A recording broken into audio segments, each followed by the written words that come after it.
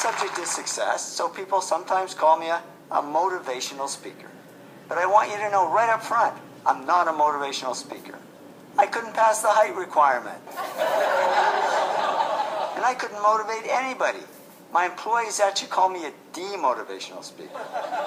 What I try to be is an informational speaker. I went out and found out some information about success, and I'm just here to pass it on.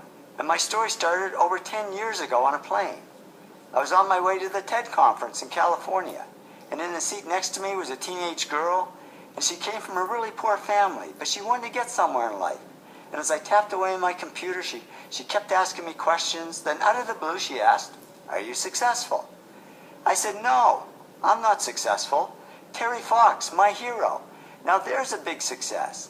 He lost a leg to cancer, then ran thousands of miles and raised millions for cancer research." Or Bill Gates. Guy who owns his own plane, doesn't have to sit next to some kid asking him questions. But then I told her about some of the stuff I'd done. I love communications, and I've won lots of awards in marketing. I love running, and I still sometimes win my age group, old farts over 60. My fastest marathon is 2 hours and 43 minutes to run the 26 miles or 42 kilometers. I've run over 50 marathons on all 7 continents. This was a run my wife and I did up the Inca Trail to Machu Picchu in Peru. And to qualify for the 7 continents, we had to run a marathon in Antarctica. But when we got there, it didn't look nice and calm like this. It looked like this. The waves were so high we couldn't get to shore. So we sailed 200 miles further south to where the seas were calm and ran the entire 26-mile marathon on the boat. 422 laps around the deck of that little boat. My wife and I have also climbed 2 of the world's 7 summits, the highest mountains on each continent. We climbed Aconcagua, the highest mountain on the American continent, and Kilimanjaro, the highest mountain in Africa.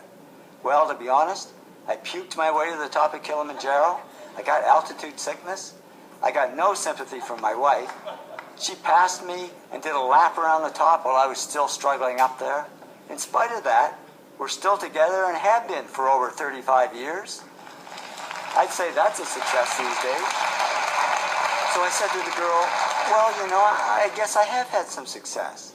And then she said, "Okay, so are you a millionaire?" Now, I didn't know what to say, because when I grew up, it was bad manners to talk about money. But I figured I'd better be honest, and I said, "Yeah, I'm a millionaire, but I don't know how it happened. I never went after the money, and it's not that important to me." She said, "Maybe not to you, but it is to me. I don't want to be poor all my life. I want to get somewhere, but it's never going to happen." I said, "Well, why not?" She said, "Well, you know, I'm not very smart. I'm not doing great in school." I said, "So what? I'm not smart. I barely passed high school. I had absolutely nothing going for me. I was never voted most popular or most likely to succeed. I started a whole new category, most likely to fail. But in the end, I did okay. So if I can do it, you can do it." And then she asked me the big question. "Okay, so what really leads to success?" I said, "Gee, sorry, I don't know. I guess somehow I did it. I don't know how I did it." So I get off the plane and go to the TED conference, and I'm standing in a room full of extraordinarily successful people in many fields: business, science, arts, health, technology, the environment. When it hit me, why don't I ask them what helped them succeed and find out what really leads to success for everyone? So I was all excited to get out there and start talking to these great people when the self-doubt set in. I mean, why would people want to talk to me? I'm not a famous journalist. I'm not even a journalist. So I was ready to stop the project before it even began. When who comes walking towards me but Ben Cohen, famous co-founder of Ben & Jerry's Ice Cream. I figured it was now or never. I pushed through the self-doubt, jumped out in front of him and said, "Ben, I'm working on this project. I don't even know what to ask you, but can you tell me what helped you succeed?" He said, "Yeah, sure, come on, let's go for a coffee." And over coffee and ice cream, Ben told me his story.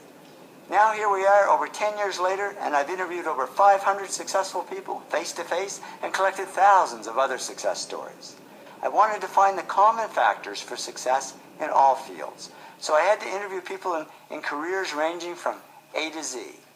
These are just the careers I interviewed, beginning with the letter A, and in most cases more than one person.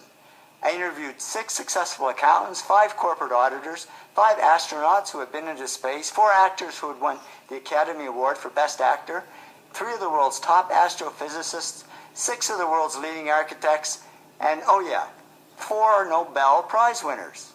Yeah, I know, it doesn't start with A, but it's kind of cool. And I want to say a sincere thanks to all the great people that I've interviewed over the years.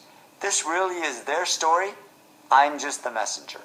The really big job was taking all the interviews and analyzing them word by word, line by line, and sorting them into all the factors that people said helped them succeed. And then you start to see the big factors that are common to most people's success. Altogether, I analyzed and sorted millions of words. Do you know how much work that is? That's all I do, day and night, sort and analyze. I'll tell you, if I ever get my hands on that kid on the plane, actually, if I do, I'll thank her, because I've never had so much fun and met so many interesting people. And now I can answer her question. I discovered the 8 traits successful people have in common, or the 8 to be great. Love what you do. Work really hard. Focus on one thing, not everything. Keep pushing yourself. Come up with good ideas. Keep improving yourself in what you do. Serve others something of value, because success isn't just about me, me, me. And persist, because there's no overnight success. Why did I pick these? Because when I added up all the comments in my interviews, more people said those 8 things helped them than anything else. The 8 traits are really the heart of success, the foundation. And then on top, we built the specific skills that we need for our particular field or career. Technical skills, analytical skills, people skills, creative skills, lots of other skills we can add on top depending on our field. But no matter what field we're in, these 8 traits will be at the heart of our success.